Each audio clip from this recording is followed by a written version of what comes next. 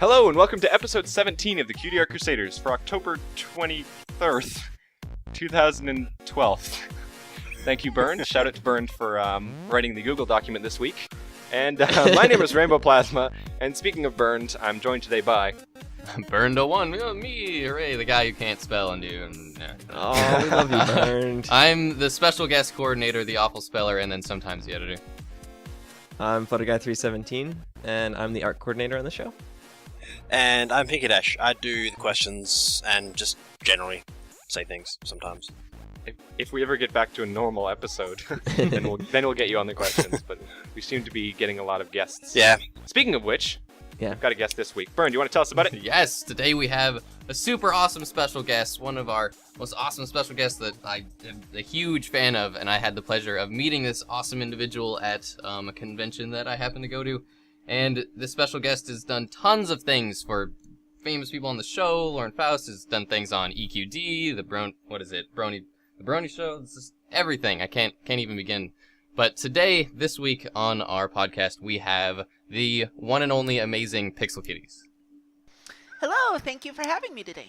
I am dripping with the amount of gush you just spilled from your mouth. My goodness. PG podcast, play, please. Yeah, come on. Bernd knows how to charm a lady. My This goodness. is true. Welcome to the show, PixelKitties. Thank you so much Try for not to be having me. creeped out by Bernd. I have been to enough conventions to not be creeped out in the least. So. Oh, man. So, PixelKitties should be well known to most people out there because she's one of the more popular DeviantArt pony artists. We don't really have a category for that, but there doesn't need to be one.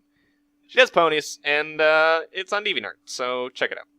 So, why don't we start off with something here. Bernd, do you want to pick out one of the things that we had planned for her? One of the pieces. Mm-hmm. Well, hold on. First, I guess, for anyone who doesn't know who PixelKitties is, do you want to tell them who you are, what you do, A little bit about yourself. Yeah. It depends. I started off kind of in the fandom making comics. That was the thing that kind of I first started doing a lot and trying to make my mark with a little bit. But since then, I just do a lot of stuff. I like doing a lot of different little one-off things, a lot of parodies of the game Fallout. I've done a lot of posters for that and comics about that. I do t-shirts for We Love Fine. I've done art for several of the voice actors so they can have stuff to sign at their tables. Let's see, I work with the Brony Thank You Fund. I do a lot of stuff. It's kind of hard to keep track of. You made the art for the Brony documentary t-shirt, didn't you? Yes, I did, and I'm doing more stuff for them this weekend, as a matter of fact. Very cool. I'm working with BronyCon 2013 and doing logo art and things for them. So, yeah, I'm busy with my unpaid hobby. Yeah, I know that feeling. You know, I actually have a bone to pick, and it's not with you. Oh. But I have a general bone to pick with the t-shirt. Now, please settle a debate here. Yes. The names that are on that t-shirt, are those for, is that all the people who donated to the documentary, or is that the people who donated for the t-shirt? I'm not entirely sure, because I just did the t-shirt, and I had a list of names, and I was supposed to turn them all into a thing that would be readable on the back of a black t-shirt, printed at the lowest resolution possible, so... I'm not really sure. I think it's people who donated a certain amount. Right. That they makes had sense. the Kickstarter, and I think if you donated over X amount, you got your name on the t-shirt itself, I think. Right. Well, we were just looking it over. Do you know, happen to know, how many names you had to do? Was it Oh, gosh. The funny thing is, it started with... The initial document they sent me was 54,000 characters or something like that. And it was just impossible. To get it all on the shirt, it would be 4-point type, which you're already printing on a t-shirt with kind of puffy paint kind of stuff, and it wasn't going to work. So there were some changes done, and I don't know how they figured it out. I think they took off some paid crew and to make room for actual people who contributed to the Kickstarter. But we got it down to, I think, 16,000 characters at the end. Right.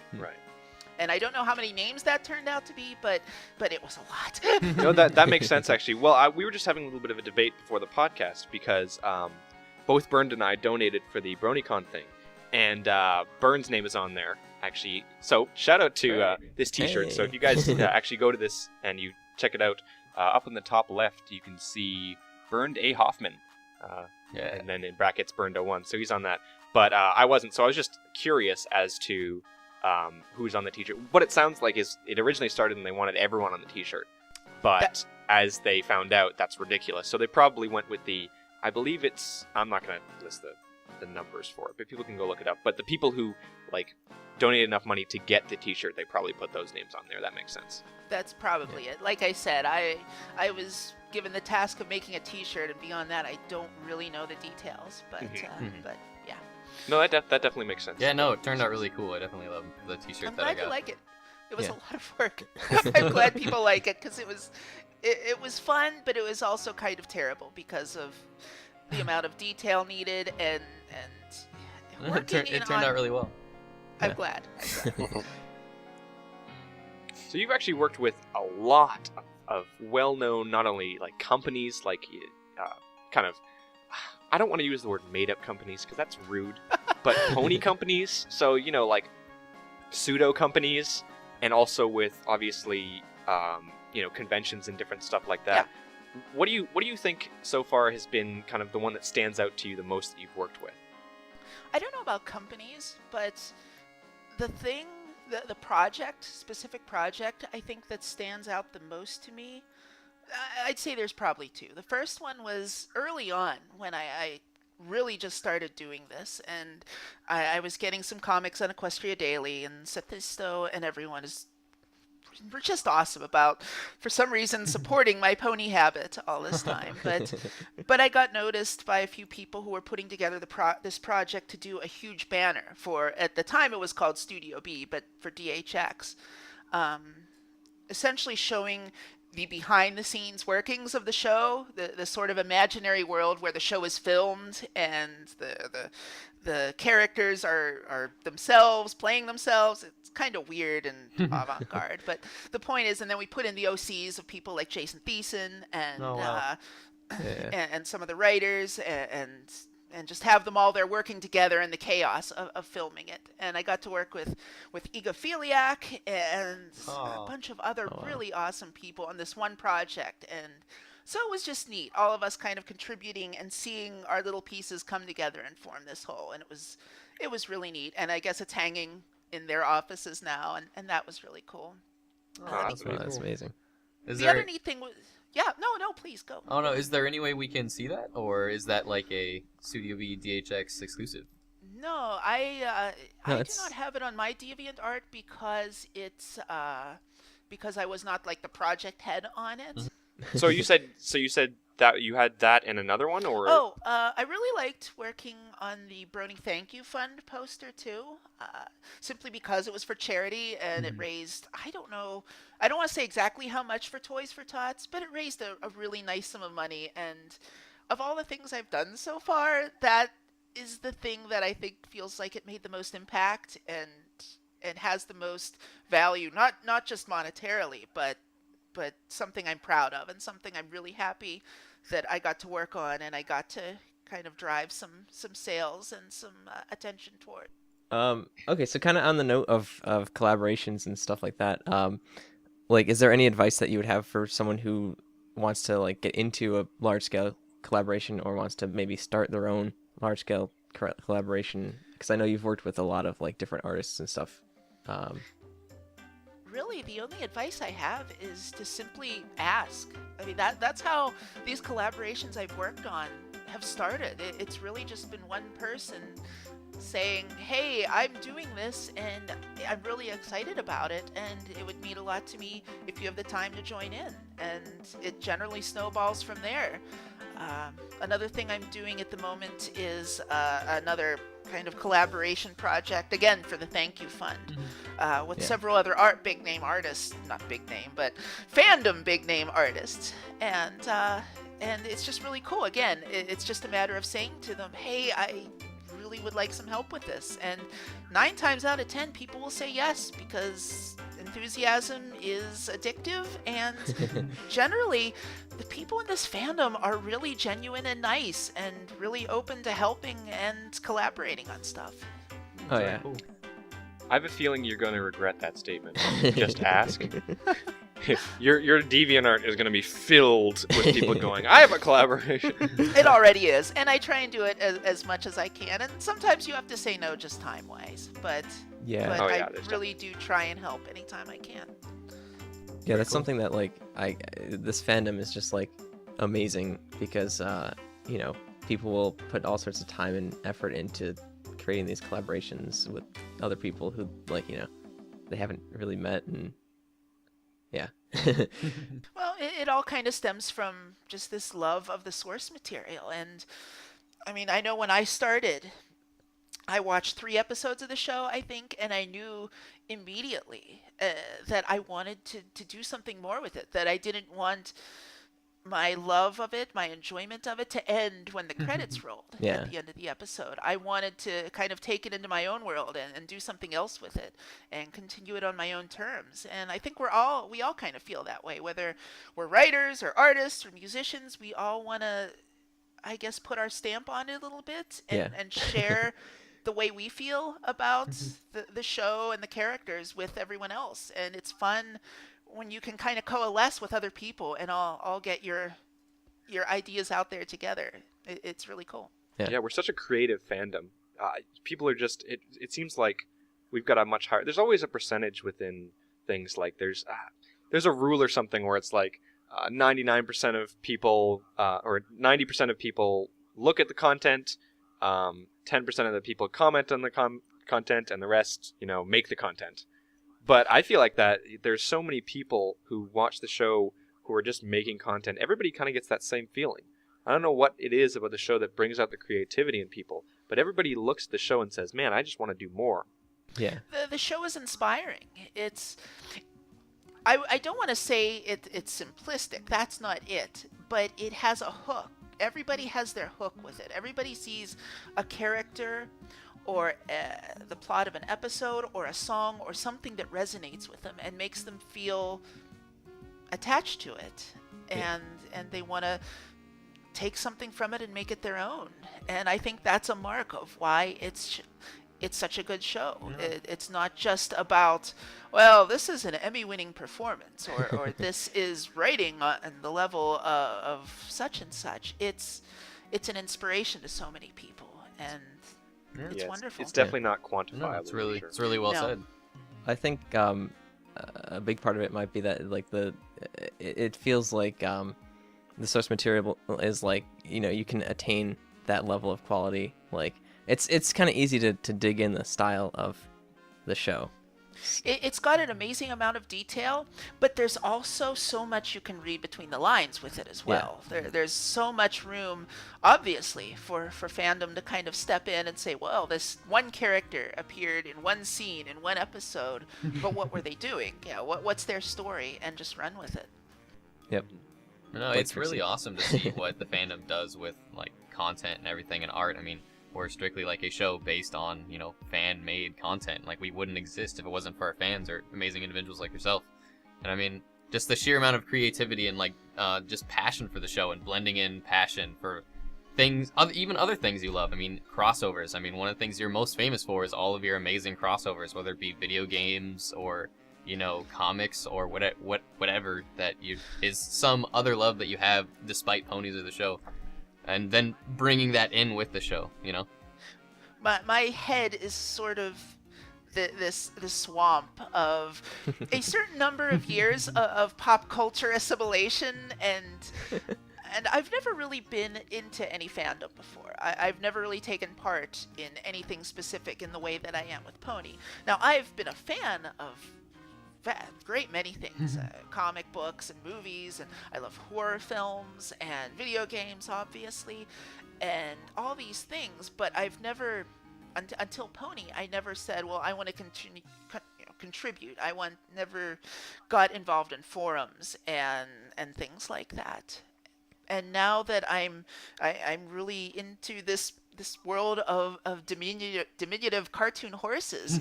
I'm just kind of bringing all this other lifetime of silly stuff with me and just sort of applying it to the template.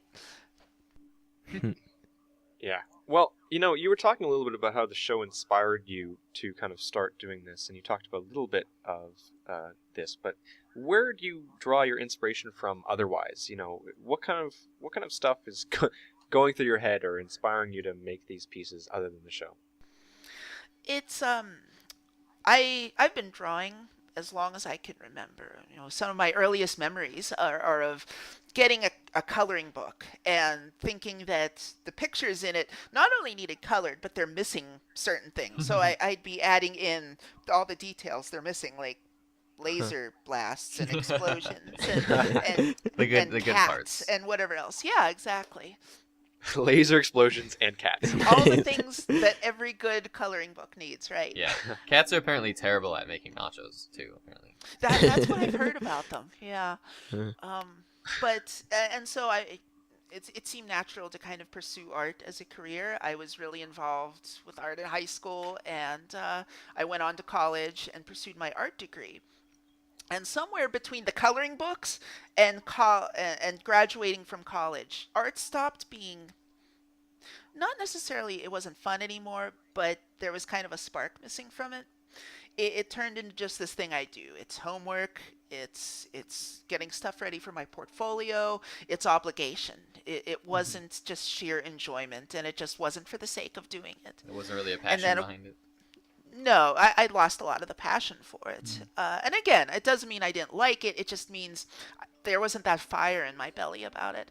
And then, of course, you get a job in art, and it's even more so. You're spending 8, 9, 10, sometimes 12 hours a day doing art for someone else, and it is just a thing you do. It's literally what you do to get money to eat and buy toys with. So when I first saw My Little Pony, the new version, I'd been playing with pony toys for years, but I kind of lost that along the way too. But when I first saw Friendship is Magic, that was the first time in ages I really just wanted to draw something, to draw it because I wanted to. And yeah, it's hard to say where the inspiration comes from other than the source material itself. There's something about it that drew me in and lit that fire back up, and it makes me feel like a kid again, not only in the sense of watching this children's TV show and sitting down with a bowl of cereal in my pajamas and seeing the new episode, but just this that same kind of love of art that I had when I was a little kid as well. Yeah. I had that exact same feeling. In fact, just it's something like this, something as innocent and pastel, and I don't know how you would want to just describe the show. I wouldn't have ever expected to become such a huge fan of it as I am now, but there's something about it that's just so infectious, and then kind of reignites that spark and passion you had for things like when you were young. For me, my outlet was video games and just nerdy things. But as I can't identify with that yeah, at all. just as time grew on, I lost that just passion for things. Like even when a new game would come out, I just wasn't that excited about it. But when it came to watching the show, I remembered that time when I was young and would wake up to see a new episode of Ed, Edd n Eddy or something like that. That was my favorite cartoon, and I just exactly how you were saying, that feeling of waking up and with everyone else uniting to come see this common passion that everyone around you and yourself loves. It's something that I lost and refound with the show, and I feel like a lot of people feel that way as well. So, and I think a lot of it too comes from something that we never had as kids, which is this feeling of, again, getting up in your pajamas with the bowl of cereal and watching this new episode of a cartoon along with a million of your friends, several 100,000 of your friends, and live blogging it and tweeting about it and watching it in live stream. Yeah, and enjoying this communal experience. And I think that is also a big part of the inspiration. We're all, in a way, showing off for each other, and we're all kind of collaborating with each other. We're all kind of building this tapestry of fanon and it's wonderful. It's fun and silly, and we're all in it together, and that in itself is really inspiring, Yeah, both art wise and in kind of a more, I guess, philosophical, humanistic way. I'm so sorry about this, but the second you said we're all in this together, and I swear someone was singing High School Musical to me today, and I just lost. No, no. Back on topic. Somebody bring this back on topic. Jeez. There's a topic. Yeah. Just a couple minutes ago, you mentioned something about art being a career for you. Any chance you'd sort of expand on that? My degree from college is in video game art design, and I work for a game company in Pittsburgh, a small independent game company that does mostly games and game content and interactive media for different larger companies, like things as weird as Doritos, some stuff for Disney, even some stuff for Hasbro. Maybe we'll see. Not pony related, but yeah, things like that. If you go to a website or even a Facebook page and there's a game promoting some kind of commercial effort, a lot of times it will be something maybe we had a hand in. So Yeah, cool. It's so interesting that you talk about that because we just had a That's guest called Alien First on last week, Mhm. and she's working in the video game industry as a concept artist. And so it's funny that we had two guests back to back in a row that are in that kind of industry. It's very interesting to see. I'm not sure it's as unusual as you'd think. There was kind of a boom in it probably about 3 or 4 years ago. About the time I went into college, there was this glut of different colleges offering degrees in video game stuff. Some of them good. My experience was very good.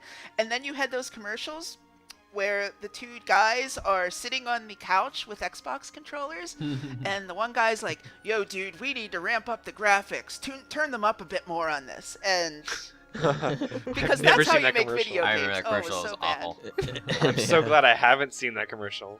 I don't think I've seen That was sort of I like don't think I've ever seen for it. our school. It was like our unofficial go-to. You know, it could be worse. We could be at this school. So. Oh my. That sounds. Yeah, I'm currently going to university for a degree in computer science, but kind of Oh, focusing awesome. in gaming. So, and I'm going to a school that kind of is more not game orientated. So I think that's kind of nice because if you go to a school that's kind of like that, what you mentioned in the commercial, they're just trying to catch on a trend. It's not always the best. No. Anyways, we always end up skipping onto video game topics here. Yeah. Again, I could go on for hours. I actually have a friend who's in video games. Really? Well, you should introduce me. Anyways. He's Australian. Yeah, probably. I am a rampant racist. You are Canadian. It's not true at all. It's no. the opposite. I'm not racist at all. Well, So you've actually got some interesting things here. You have a variety of different things that you make. You've mentioned T-shirts, and we've shown buttons, I think, before the podcast, and even things up to like soda bottles. Yeah, soft drink Yeah. bottles. That's cool. Do you want to? What is all of the different things that you've made? You've got so many different things, but what is everything? Is that everything, or have you done more? Let's see. Well, let's look. I guess go through the stuff I sell at the conventions. I guess there's obviously art and drawings and digital prints and stuff like that. But yeah, I do the soda bottles, the different pony themed soda bottles. I make buttons. I make book boxes, which are they look like books, but they're actually boxes. You can put things in them, and they look like the Element of Harmony storybook from the first episode. Oh, that's cool. That's I awesome. do the T-shirts for We Love Fine. Is that it? I think that's it. That's still a lot. You have to Yeah. admit, it's still a lot. yeah. No, these soda quite a lot. bottles are really cool. Adverfree Northwest actually bought a couple from you, and they're on my little shelf here by my desk, and they're Cool. super awesome. I'm jealous of that Nuka Classy Quantum. That Yes, the actually one like that glows glows. blue with the light. I want that. Well, I will definitely be having more at the conventions next year, so I will make sure and save one for you. I will be there. Nice. So when you're like creating art, like for the soft drink bottles or for T-shirts and stuff like that, do you kind of gear it towards like that? You know that it's going onto a physical medium, like a T-shirt or a soda bottle or whatever. And like, are there any challenges with kind of trying to fit it maybe into the dimensions or? Oh, absolutely. You kind of have to know what it's going to be going on to before you even start. Like with the soda bottles, I have a specific sizes of bottles I get, and I know what the dimensions are, and some of them are real simple. They're little boxes that go on to stickers, and then the stickers go on the bottles, and you have one. A few of them are more complicated. Like I have a pony version of Rolling Rock called Rolling Tom, which is sort of the Rolling Rock label has curves and different shapes, so that has to be cut out and has to be made in a certain way. With the T-shirts, they're like with We Love Fine, they have a package that you have to use for every submission. It has to be a certain size. They need several different images of it, like one on the color of T-shirt you'd prefer, and one small image that they have to send to Hasbro to get approved, and then a larger image. So if Hasbro says we're not so sure about this, what's this thing in the lower right-hand corner? They can send the bigger one, and so yeah, you definitely have to be mindful of the medium and the needs of, say, Hasbro in certain cases about what they need. Yeah. Yeah, there's definitely. I'm sure there's a lot of processes, especially when you're commercializing things like that. It gets kind of messy, but Hasbro seem to be pretty okay with it Oh, so they're far. very awesome. They really are, and it's their IP, so certainly they're somewhat protective of it, and for good reason.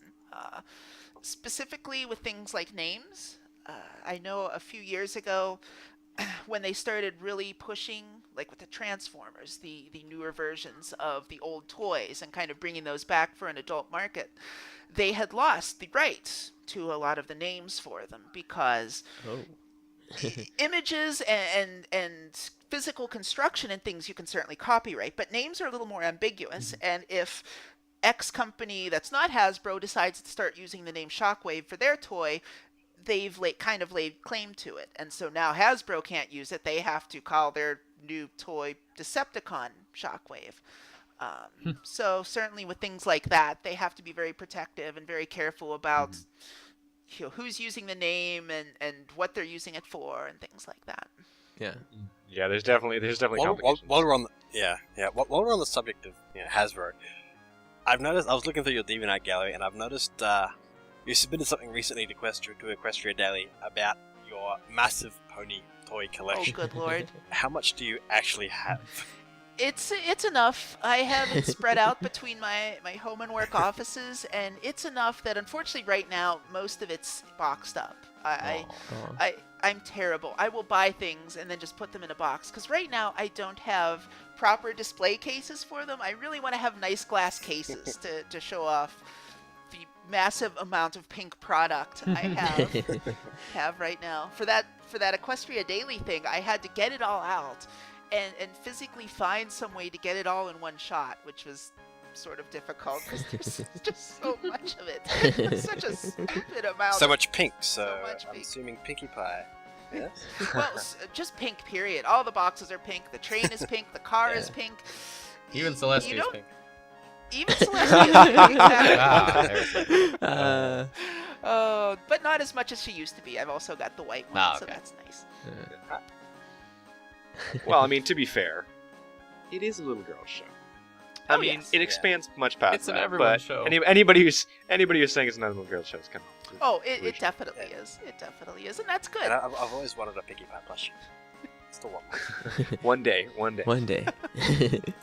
And I will find Andrew Lippman and get it signed. Yes. It will Yeah. happen. All right, so I'm just looking at this picture here, and I'm gonna try to blow it up to describe all what's going on here. But we've got we've got what seems to be prints hanging up on the wall behind. We've got a giant. Is that a poster with your handle on it? Yeah, that's one of the things I take to conventions and hang up behind my table. Yep. That's cool. That's You've got like the Derpy plushie from Comic-Con. You've got... I don't think I could describe it all. I'm going to try to put it on the screen, but even seeing this image on a screen is going to be kind of hard to see, so you guys are definitely going to have to go check out this on her DeviantArt page. We'll have, obviously, a link to that. I'm really jealous of your collection, actually, personally. I'm also really jealous of your little Trixie scarf that you have hanging off the edge. Did you get that at Evergreen Northwest? No, a friend actually Oh, made really? that for me. I- Oh, nice. He made me the Trixie scarf. Someone else made me a Trixie hat. It's kind of hard to see back there, but I have a hat with ears and a horn and a mane on it. And someone made me plushies, and it's it's flattering and kind of amazing how many people just give me stuff. And that's kind of hard because I feel definitely obligated to reciprocate, and of course, you know, if I'm in a convention and someone gives me something, I'm happy to give them anything and everything on my table. But it's weird. It's very hard to describe how odd it is. Just having people I may or may not know come up to me and say, "Hey, I know you like Trixie. I made this for you." Yeah, speaking of which, what is it? His name is Kawaimo, I believe is how it's pronounced, but he's an artist who did all these little Philly head bob Yes. videos and pin. He made a whole bunch of little Philly pins of different artists' OCs and like characters of the main six. And I believe he gave you one personally too, didn't he? Yes, he did. Yes. Yeah, I remember. And I got one from him, and I was so happy to come over to your table and get you to sign it for me, and I wear it all over school. oh, that's awesome! And it's a tiny little pin, so signing it with that big stupid Sharpie that was the only thing I had at the time was difficult. But I'm glad you like it. No, yeah, it's one of my favorite little possessions. That's awesome. Now, I don't want to encourage Byrne to get more stuff because we've been trying to break him of the habit of buying things like trading cards. You've been yeah. trying. I've been I've encouraging. been trying. Grand Plasma's the only one who doesn't like my addiction. I'm right along with you in trying to expand it's my not collection. that. It's just like there's. I just think like, you're come too back every week and stingy. it's like, hey, guess how much money I'm spending on pony stuff. I'm like, First off, "What?" I don't say that, and second off, I just want to share my cool stuff, and I usually never bring money into it. You're the one that always asks me like, "Oh, how much does that cost you?" And it's not about the money, Rainbow Plasma. It's not about the I'm money. a realist. You're just I'm a stingy. realist. I'm in university. Okay, I have to look at my bank account I daily. donated a whole bunch of money to charity, and then you start giving me crap for it, like, "Oh, Yeah, you're a horrible person. for giving to charity. I'm sorry." Yeah, you're so horrible for giving to charity. We gotta lock you in your cage. Man, you flipped that around quickly. Good for you. I'm teaching you well. Alright. I'm fully okay with getting burned off the leash. Oh man, you're okay with everything off the leash, though. So We that's- are an odd show. That's true. So let's move back to video games because yeah. Oh Yes. yes. So you recently made something for a contest that JJ was running. And you made an awesome-looking Borderlands 2 poster. Do you want to talk a little bit about that contest and about this piece? Well, he runs the Tumblr, and Gamer Luna is obviously a huge and increasingly popular part of it. And I was already intensely excited for Borderlands 2 coming out. And JJ's a friend of mine, and I'd been wanting to just kind of make him something for a while, and it seemed like a good opportunity. And so I just sort of combined all those things, and yeah, Borderlands happened. And it's funny because I intended to just make him a picture of Luna with some guns, and yeah, it's Borderlands, right? And it just kept growing. It's like, well, we obviously need loot crates because that's a huge part of Borderlands, and then we need a claptrap, and why don't we put Pip in there? And you know what? There's definitely not enough shell casings in this scene. So I was going to say Yes. more shell casings. Pip is the best claptrap. Oh, definitely, yes. Oh, I can see the connection. Much more tolerable than the actual claptrap. That is true. I love his dubstep. And then he actually I took don't know that, what you're talking about. he took that and he actually made you a little piece Yes. for winning the contest, and he drew your OC in a hug pile with Gamer Luna and Derpy. So that's really Yay. awesome. We're gonna put that up on the Yeah. screen. My pony got hugged by Gamer Lumen and Derpy. That's So like, jealous. ultimate- That's so amazing. awesome. Pretty adorable. As many people on this podcast know, I am the biggest gamer on this podcast. I'm more into gaming than I am ponies, to be honest Oh with wow. you. Yeah. Heresy. Sorry, is that blasphemy? Burn him. Is that blasphemy? Look, it's been a long off season. I've needed to find other means. November 10th, baby. But yeah, Gamer Luna is amazing. So I am pretty Super excited. jealous. Hopefully, I'm pretty excited. Maybe in the future, hopefully there will be some Halo 4 pony crossovers. please do that. Oh my Oh, goodness. that's definitely going to happen as we get closer. It's funny because as we get closer to any content, whether it's a new movie coming out, like a big movie like The Avengers, or a new game like Borderlands, you see the incredibly ramped up amount of pony content revolving around said thing. I mean, we will pair up Pony with anything. I could Absolutely not anything. encourage that more than right now. I am hugely in You, favor. you just said there's two things that I've no experience in: the Avengers and Borderlands. I haven't played or seen either. Oh my gosh. So left out. I know. There's something wrong with him. We're looking Do into you it. live in like a monastery brewing beer? Because that's pretty cool, but that's Australia's a weird place. Pinky Dash, you heard it here first. Brew beer. Brew beer. Beer? Oh, I'll get that. You get it. I can buy the beer for stuff. I mean, come on, man. You missed Handsome Jack's Diamond Pony. All right.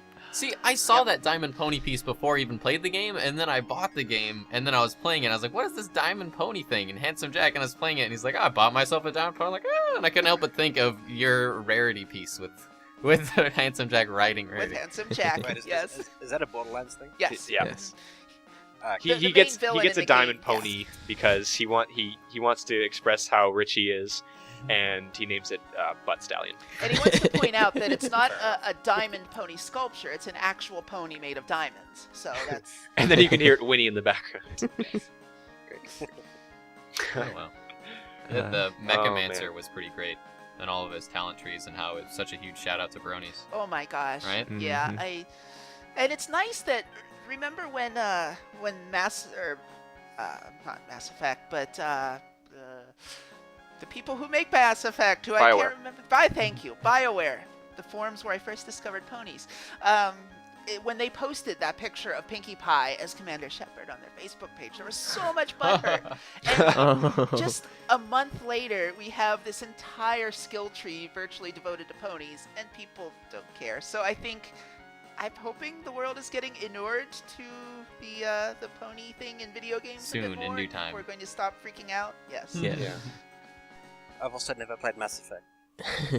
You've never played. Wait, sorry. I've never. You've never played Mass Effect. We're gonna have to start buying you some games. What's wrong with you? Oh my. Speaking of games and more games, it is really great when different game companies give shout outs and stuff like that, and just if they have bronies on their work team. Because, we're so into it and so into their games and so into our community that we love crossing them over. So it's really awesome when, they appreciate our passion and crossing over and all that. And one of my favorites is I'm on a huge League of Legends kick right now, and one of the summoners I play is basically Headless Horseman. I forget his exactly name because I'm really new to the game. But if you hit Control 1, they say little funny stuff, and his first thing he says is "Suffering is magic," and I Wow. always do that all the time. It's a lot. It was actually pretty cool along the lines of video games. I actually met someone who works at Bethesda Online, which makes Fallout and Skyrim and now Dishonored, and he was a big pony fan, and he was really awesome. He knew he was going to Canterlock Gardens, the convention in Ohio, and so was I. And he said, if you're willing to trade me for some of your pony merchandise from your table, I'd be happy to trade you for some actual Fallout and merchandise Oh, wow. and things. So it was Wow. pretty cool. We met at Canterlot, and he gave me just all this cool stuff. Posters and little figurines Oh, wow. and iron-on patches. And one of the things he got off of me was this poster-sized version of a Skyrim comic I did. And then he took it back to Bethesda and had everyone who worked on Skyrim sign it and then sent it to me. Aw. And so now I Wow. have my pony comic signed by the Skyrim people, which is so That's awesome. really cool. So Amazing. awesome. See, That's now I'm all amazing. super Like jealous. the jewel of my collection. It's okay. We can be jealous together. Yeah. So I want to take this in a different direction here for a second because there was something that came up recently that you made a journal about, and I'm not sure. Are you okay talking about this? Because I'm assuming so, because you posted a Oh, journal about it. absolutely. Yes. But you posted something, and I'm not really going to be the best to describe this, so I'm just going to say the title of it is "The End of Pony?" So do you want to just describe what that journal is about and go into it? Well, first of all, The End of Pony ? Is just one of those titles that makes people want to read it. So I don't really believe it's the end of Pony. But there's a really cool lady over at the website, The Daily Dot, named Lauren, who does a lot of pony-related articles there, and she wrote one about me, which is really nice of her, and I have a pretty good relationship with her. And I think it was last week, like Monday, Tuesday, she put an article up over there, which she specifically wanted to spur a lot of discussion, and it kind of did. And it was essentially questioning what the conclusion of a fandom looks like. What are the signs that a fandom is dying or going bad? And she pointed out several things in the pony community that may be signs that it's starting to go bad, and we're kind of reaching the end point of what's good and cool about this little fandom, this not so little fandom at this point. And I obviously completely disagree. She's awesome, but I don't believe we're at that point at all. But one of her biggest bullet points in the article was about how there's bullying in the community, and people behave badly, and there are stupid people who say dumb racist things, and people who draw things that are completely inappropriate and over the top. And these things themselves, I don't believe, are signs that we're at the end or anything. All they're really signs of is that we're a ridiculously large group of people, and there's really no entrance exam for being part of this fandom. And it attracts really awesome, amazing people who do wonderful things, who are inspiring and kind and generous. And at the same time, there are people who are kind of scumbags and jerks, and are definitely worthy of being shunned. But you don't have to get voted into the clubhouse to call yourself a brony or a pegasister or a fan of the show Friendship is Magic. You just show up one day and you start doing stuff and you say, I like it. And yeah. And while we don't want to condone people's bad behavior, we don't want to say this is okay, because it is obviously not. There is a propensity in not just our fandom, but fandoms in general, for people to just sort of get extremely upset, extremely involved in the incident, and want to make everyone else take part and call it out, and start drawing up lines in the sand and saying, well, if you don't call this out, if you don't stand against this with me, then you're not a real fan, or you're a bad fan, or you're tacitly in favor of this terrible thing that's going on. And that's just not the way it is. I think a lot of people aren't in this because we necessarily want to be part of a fandom specifically. We're here because we like a show about cartoon horses, and it's really that simple. And we like hanging out with other cool people, cool ordinary people who like a show about cartoon horses. And it's not always about politics. It shouldn't be about politics, I don't think. It shouldn't be about the need for everyone who's against X terrible thing to stand up every time X terrible thing happens and decry it. The best thing to do is just ignore it a lot of the time, because we don't want to call it out. We don't want to encourage it. We don't want to give trolls and people who are damaged and want to get attention by behaving like completely terrible human beings the attention they desire, so they can keep doing it and keep getting diminishing returns on the attention. So, I mean, that's the bottom line. I've always kind of been interested in politics, not in a running for politics sense, but as a kind of bystander, and the political process and what's going on in Washington. And looking at forums and talking with people on the other side of the political aisle, you are not going to change that person's mind, ever, because people are set in their ways. People are set in their beliefs, and when you challenge them, that tends to make them dig in that much more. And I think the same goes for things like this. Yeah, you can confront the 10-year-old on DeviantArt who doesn't think humanized Twilight should be black, and you can wage a campaign against him because he's a kid and he's stupid and he's a jerk.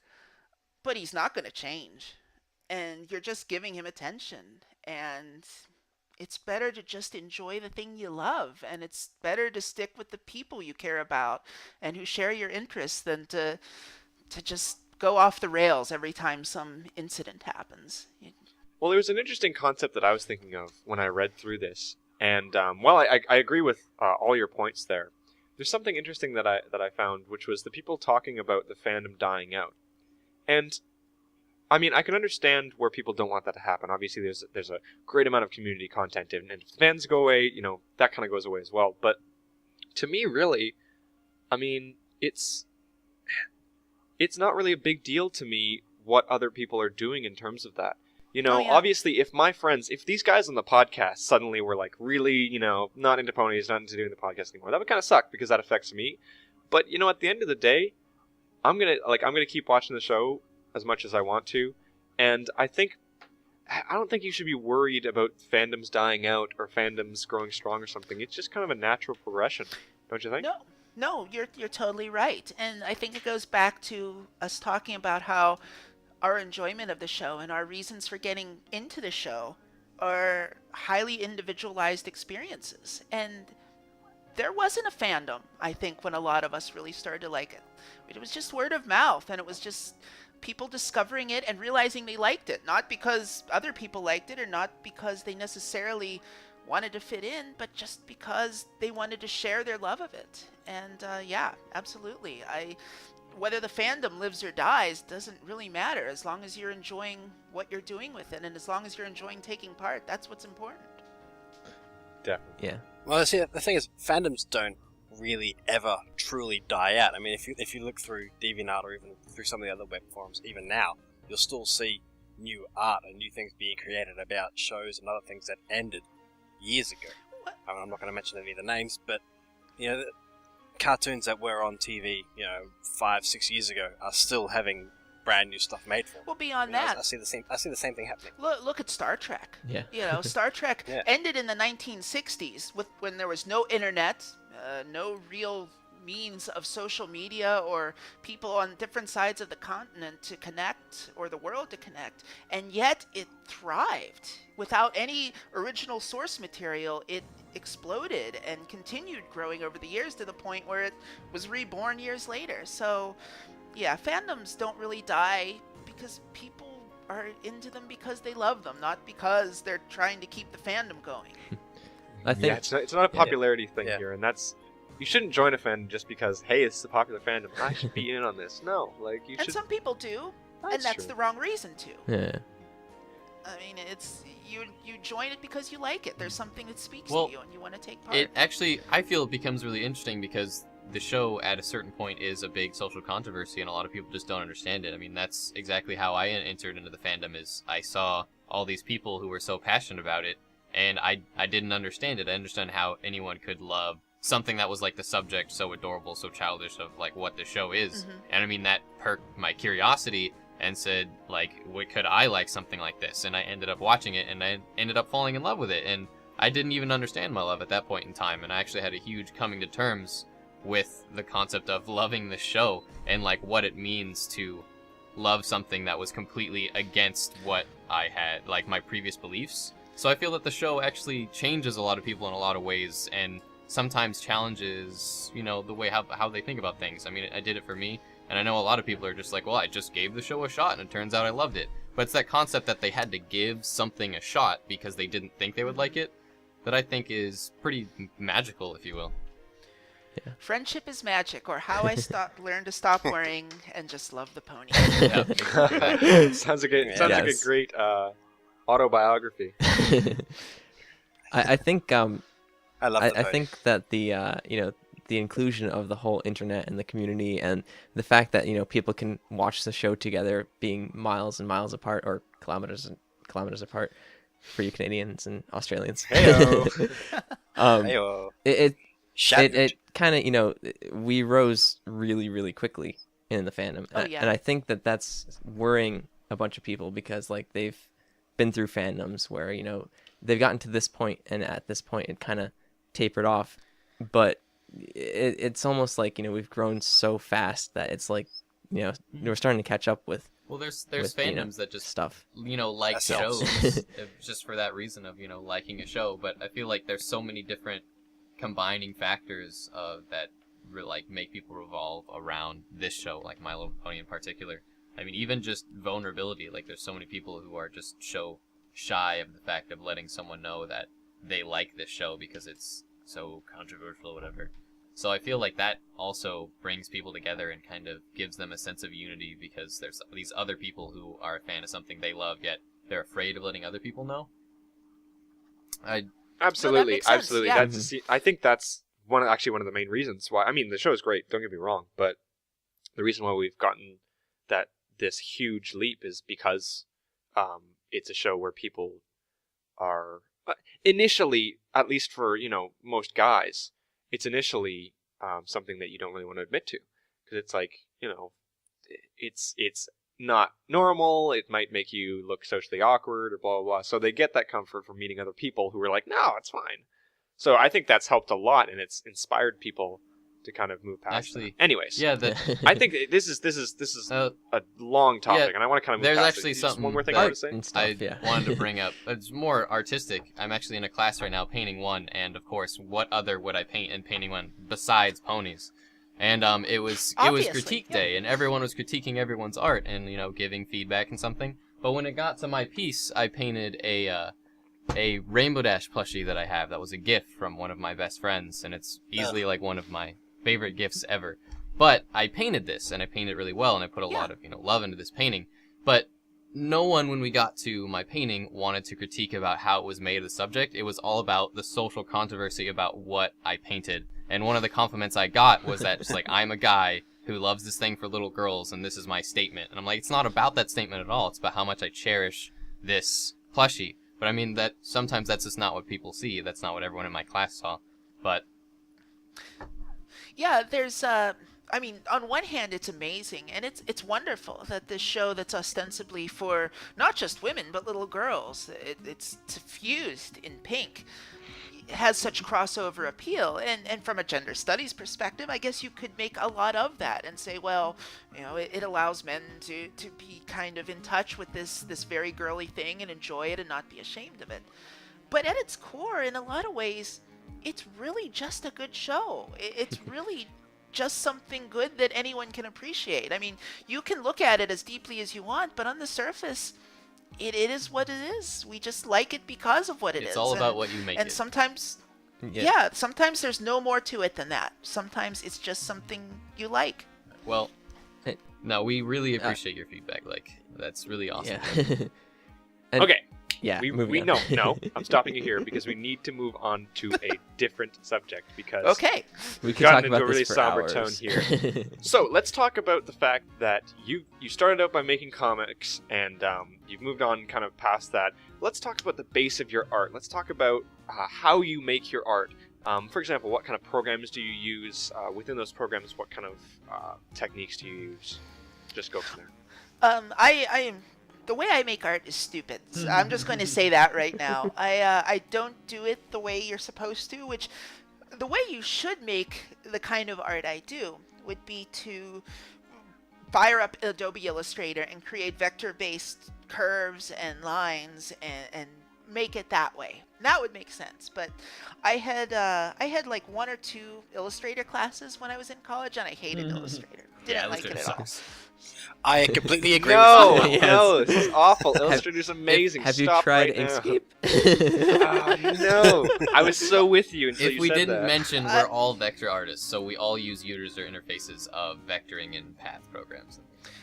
And Yeah. that's the way you're supposed to. You're doing it right. What I do is I make everything in Photoshop, and I start. It depends on what I'm doing. If I'm doing a comic, I actually start in a word processing program, and I start by writing out a script and not only planning the joke and the punchline and how you get there, but what the dialogue, and I even plug in things like, well, what's the setting? What are some kind of little in-jokes and tiny details I can throw into the back of each panel, and I break it down in text panel by panel by panel. And then I move on and I get out the Wacom and I actually draw extremely ugly, rough versions of whatever it is I'm doing, and from there I just start building it up layer by layer using Photoshop and creating curves with parts of circles and joining it all together and then filling in these things, and it's terribly backwards, but it works for me, and I have a pattern down. And my husband is actually a huge Linux user Yes. and Ubuntu geek, and he is insisting that this is the year I am going to learn Inkscape. So I am hoping Yay. to start using that. Well, if Sometime you ever in the need near any help, future. feel free to Sorry, let are us you know. married to Flutter Guy? I Am I missing something here? Like, I am also a huge Linux fan, and and he also is an Inkscape fan who has talked about the fact that he's modified Inkscape. I'm developing some stuff for Inkscape actually. Oh, that's cool. Yeah, Yes, so- my husband would approve. By all means, if definitely. you ever need any help with learning Inkscape or anything like that, feel free to let us know. And I'm afraid I will because I'm intimidated. I'd- He says it's very simple once you learn it, but my head is so wrapped around Photoshop's hotkeys and this certain way of doing things that it's going to be a little bit of a challenge. Yeah, That's- the hotkeys are tough. I know that feels very hard. I've come from Photoshop. Don't even mention the myself, hotkeys. And now I'm running. It's interesting. We had Veggie55 on, Yeah, who's a mhm. comic artist. And he Awesome he artist, yes. yeah, he's pretty awesome. And he also creates like these show accurate comics. But he doesn't vector. He uses the GIMP, and he creates just like small lines, and it's kind of the same kind of Well, like, thing. digital art's really similar to painting in the fact that when you paint, you have to understand your medium and understand how to use it. And with any kind of digital art, if you know the medium in which you're making your image, like, you can make it as best to your abilities. So if you know how to use Photoshop well and you know how to, say, for example, or just paint in Photoshop or make ponies in Photoshop, if you know how to do it well, you can do it well, however you want to do it. Sure, the tools are whatever tools you feel most comfortable using. I guess the end result is the real point. It would be nice to not take so long to do some of the stuff I do, but still. Yeah, no, I definitely feel I agree. know too well. Yeah. Sorry, Piggy Dash. Just it's another field that I know too well. Things take me too. Yes. This is why I preach Illustrator, because it shortens the time that you have to do things by so much. And okay, so stop. Or Inkscape 0.49. No, shut up. Well, a Hey. fun little question that I would like to start asking in our interviews, is there anything having to do with art that is, say, your favorite subject or favorite, like, finer point of making art? Whether it be something like color theory or perspective or... The two things I really like best are, in a more general sense of the kind of things I do, I love the detail section. I love, once I have a scene laid out, going in and trying to make it feel alive by adding small things that feel lived in, and that's something that my teachers in school always drilled into us. You know, kids would want to just draw something and get the image out there and make the statement with the character they have or the environment they're drawing. But I had some really amazing teachers who kind of preached the gospel of details bring a scene to life. You need to think about this world you're creating as something that's been lived in and had experiences and has had time pass. And you know, if you're drawing a building, you should think about weathering. You should think about the effects of time and just pollution and the environment on it. And so even with these comics and things, I try and think about that. And along those same lines, I really like working with light and trying to find ways that make the scene feel just kind of alive with light and add a lot of, I'm not talking like J.J. Abrams lens flare here, but I do like the idea of bloom and I remember even as a kid, one of the most, I guess, influential images that I can remember was the scene in Gone with the Wind when Scarlet is standing in front of Tara and the sun's going down and it's all in silhouette. And you know, there's this slow track back, and it just seems like the light takes up the entire world. So that's something I really like to play wow. with. No, that's amazing. I know this scene. It was Great a to good hear. scene. Yeah, this I'm looking at this Okie Dokie Loki Pinky thing that you did. Yeah. And yeah, you can see like that bloom effect, like the lighting and also the detail in her helmet and legs and stuff like that. It's it's pretty amazing. Well, not just that, Thank but also you. the other Avengers one that you did, which was Shakespeare and the Everfree. Yes. Yeah. That one is also very noticeable with the lighting. Interesting thing, actually, we had Alien First on here last week, and she actually did a couple of posters to do with Marvel ponies, and she happened to also put Applejack as Thor. So I don't know what the connection is here. But she also put Rainbow Dash as Iron Mare, so, you know, we might not want to talk about that. Well, it's a very controversial thing. I mean, in a playful way, something about Avengers and ponies. People have very succinct opinions on who is what. With Applejack, I think it's the tail. I mean, Thor is often depicted with these sort of braided pigtail kind of things, and so with Applejack's tail and the blonde hair and the bucking versus the hammer and the kind of physical thing kind of makes me think Applejack. And Twilight, she's smart, you know, and she's Twilight Starkle. So that just The pun is makes too perfect good. sense. The pun It's is too too good. good. But I mean, perfect. And people like to put. I don't know I what you're think talking people about. like to assign Rainbow Dash as, you know, Iron Mare because of, you know, how full of himself he is, how he loves to boast, and it's all Yes. about, you know, Tony Stark. And so that's just really, what is it, Rainbow Dash-ish. I don't see the connection you're trying to Vern. Sorry, are you trying to insinuate something? She's full of herself. You know what? You are full of yourself. Look, there's Moose. Doesn't keep her from being best friend. Okay. For the record, live in Canada. Yes. I've never seen a moose. Okay.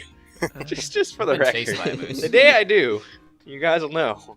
You don't ride moose to work, Yeah. really? I thought that's. That's Oh, what shucks, we you all figured this out. thought. No, it's I- polar bears. Don't you know? Yeah. We've upgraded recently. Polar bears. I thought Mounties rode moose. Yeah. No, they ride Sasquatch. My bad. That's another thing I've barely ever seen. Mounties. Oh, I thought you meant Sasquatch. Neglected Barely? Canadian. barely ever seen a sky. Only like 3 times. Yeah. Yeah, we were at a party. Sasquatch walked in. He wasn't cool with it. All right, so we have to start wrapping up. Unfortunately, you've been a fantastic guest, but I've just learned that I have to be editing this week, and yeah, so we're gonna have to be wrapping up soon. Is there anything else that you want to say? Anybody you want to give a shout out to? I just want to say thanks for having me on. This was really fun. It's really been just neat sitting down and talking about a lot of different stuff that we don't really discuss on a lot of other podcasts and on live streams and things I've been a part of. So this has been really entertaining, and thank you for having me. Oh, well, thank you. We really appreciate that you enjoyed it so much. Yeah, thank you so much for coming, and Yeah. Well, you know, we have kind of we've got this big in stream of guests right now because of Byrne's trip to Everfree Northwest. But after that, we would be happy to have you back on sometime maybe in 2013. I would love to come back. Absolutely, anytime. Just Honestly, let me know. Sounds great. I have this. I don't even know the correct word, fixation or something. It's a big deal for me to have, you know, brony celebrities on the show. I never thought when I started being a brony that I would have someone as, you know, I'm sorry, but famous as yourself on our show, and it's honestly like a huge honor for me personally. I don't know about these other three, for you to come onto our show and allow us to like interview you. That's very sweet. I don't see it at all. Honestly, I'm just a fan. That's really the long and short of it. It's not that I don't appreciate it, and I'm not trying to be falsely humble, but at the end of the day, we're all just fans of a cartoon about Technicolor horses. So, and and it's great. It's so good. Yeah, it really is. we like to masquerade about an art show, but we just really like showing art about ponies. Yeah. We just like ponies. Yeah. the art's second to the ponies. Yeah. As we could tell this podcast as we got off topic, but you know we had fun. Yeah. Is there any way that we can is there any way where people can contact you? Now we've obviously got your DeviantArt, but you know, do you have like a Tumblr or a website Twitter. or anything? I'm really active on Twitter. I really like to tweet about anything that comes to mind, like ponies and beer and politics. So yeah, follow me on Twitter. I like talking with people on there. I have a Tumblr. It's mostly the same stuff on my DeviantArt, but I do have one, and you can find me. I have a website, a page on We Love Fine's website on their Mighty Fine Artist page. So yeah, cool. you can find me any of those places. Very cool. All right. Yay. Well, that sounds good. Well, we're gonna just do our wrap up part of the show right now, where we go over all of the stuff that we have, where you can contact us. So, Flutter Guy, you want to take this away? Sure.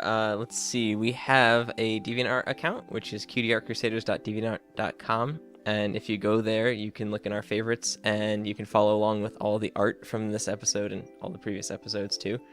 We've actually got some extra comics there that we didn't have time to get through, but there's quite a bit extra this week. So feel free to, if you're on the live stream, chances are one of us will be there and we'll post it in the chat. But if you're not, then it will be in the description. So head over there and check out some of PixelKitties' work. Yep. We also have a favorite folder there that like is our kind of dumping ground for good art. So if you take a look there, and you might be able to guess a theme, an upcoming theme or something.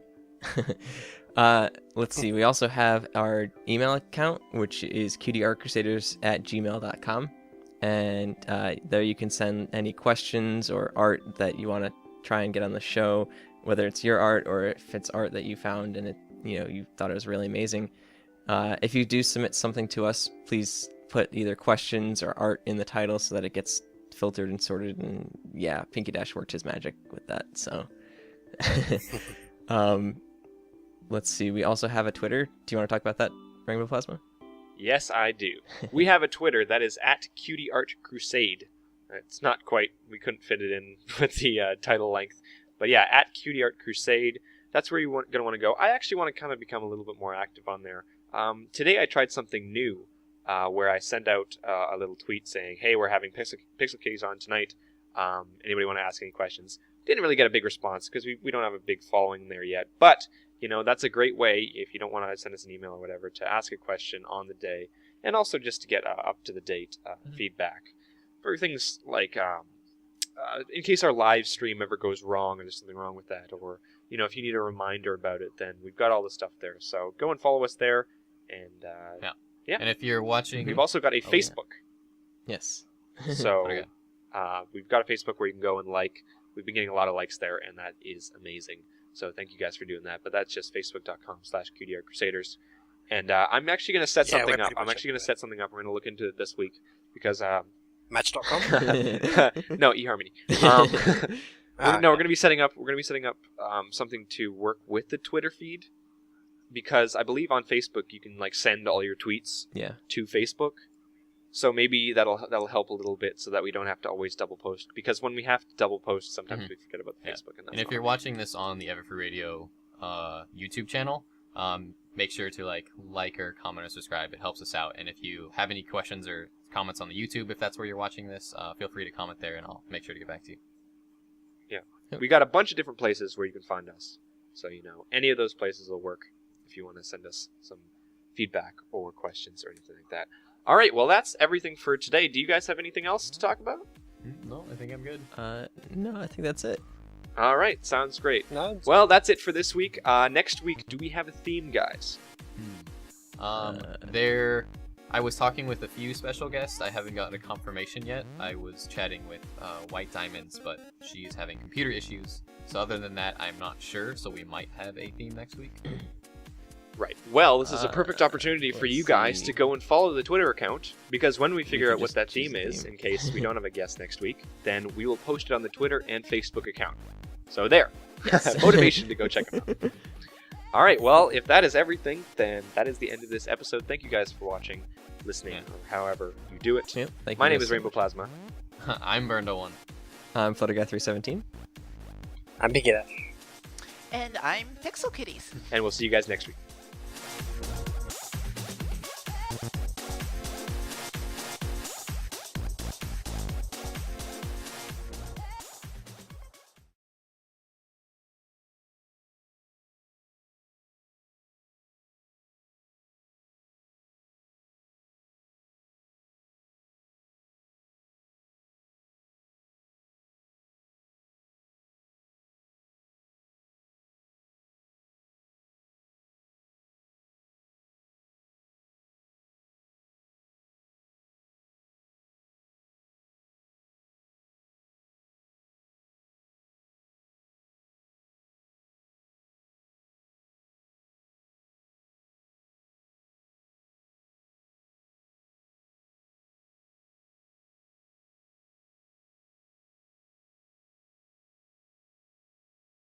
I work with the Brony Thank You Fund. I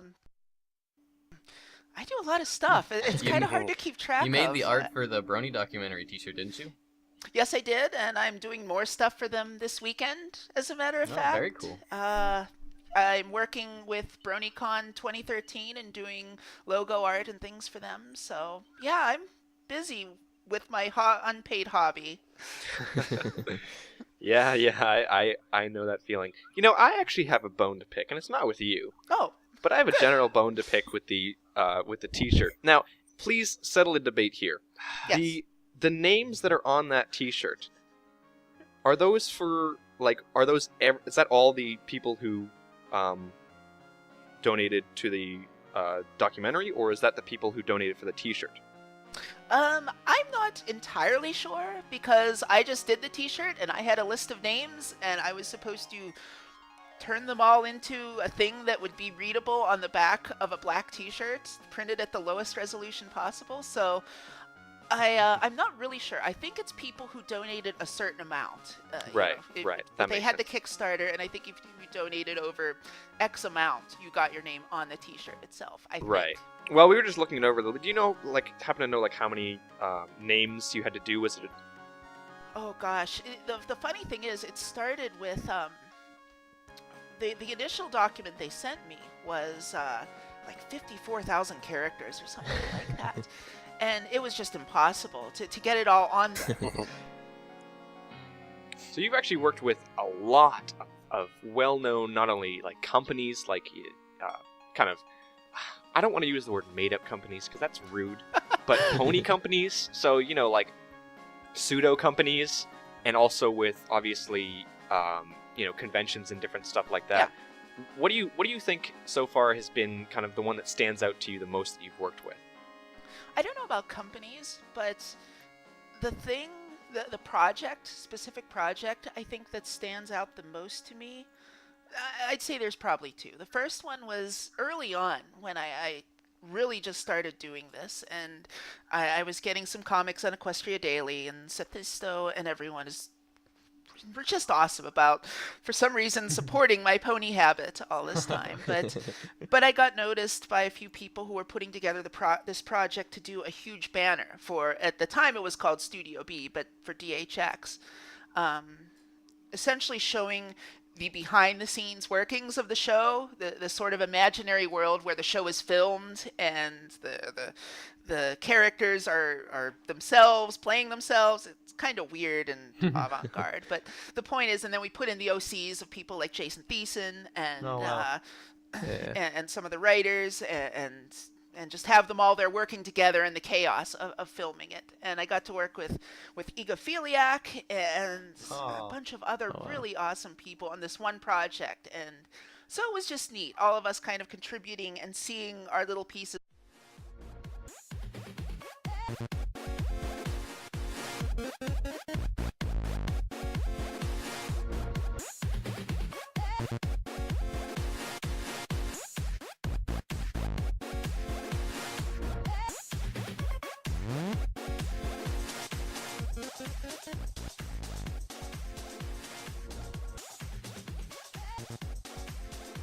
Hello and welcome to episode 17 of the Cutie Art Crusaders for October 23rd, 2012.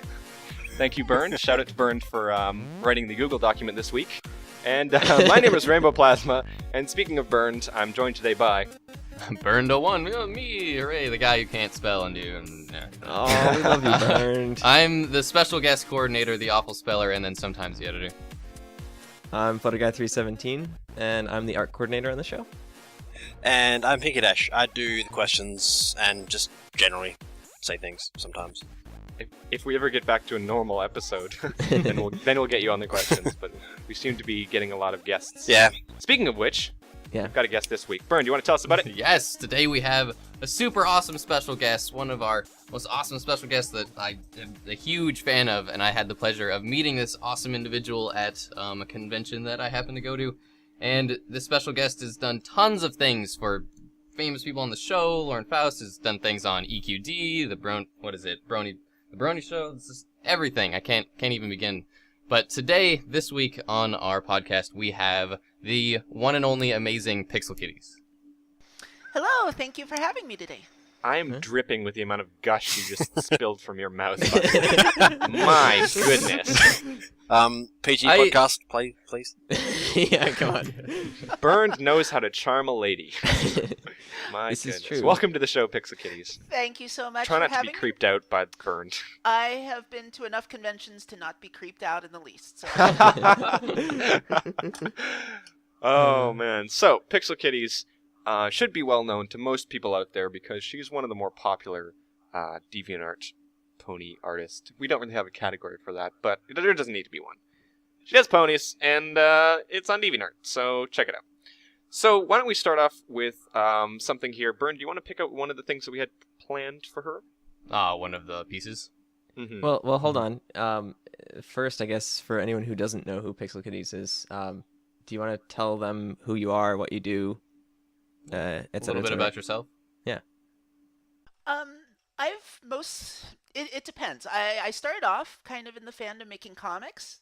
That was the thing that kind of I first started doing a lot and trying to make my mark with a little bit. But since then, I just do a lot of stuff. I like doing a lot of different little one-off things, a lot of parodies of the game Fallout. I've done a lot of posters for that and comics about that. I do t-shirts for We Love Fine. I've done art for several of the voice actors so they can have stuff to sign at their tables. Let's see, a shirt, it would be like 4-point type, which you're already printing on a t-shirt with kind of puffy paint kind of stuff, and it wasn't going to work, so there were some changes done, and I don't know how they figured it out. I think they took off some paid crew and to make room for actual people who contributed to the Kickstarter, but we got it down to I think 16,000 characters at the end. Right. And I don't know how many names that turned out to be, but it was a lot. No, that makes sense actually. Well, we were just having a little bit of a debate before the podcast because both Bernd and I donated for the BronyCon thing, and Bernd's name is on there actually. So shout out to this T-shirt. So if you guys actually go to this and you check it out, up in the top left you can see Bernd A. Hoffman, and then in brackets Bernd01. So he's on that.